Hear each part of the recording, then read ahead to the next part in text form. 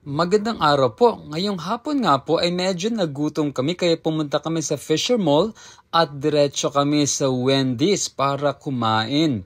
Dahil nga medyo health conscious tayo, napunta tayo sa healthy salad station nila. Meron silang Cajun salad, summer berry salad, chicken Caesar salad, macaroni salad, and mango canny. Pero ang in-order po natin ay macaroni salad since favorite ko talaga to. Ayan, binuhos ka na nga po yung napakasarap na sauce nila. Konting halo-halo lang po. At yan, ready to eat na po. Napakasarap talaga kapag salad. Healthy na, wala ka pang guilt kahit napakarami ng kainin mo. Kaya naman, samahan niyo ako habang kumakain.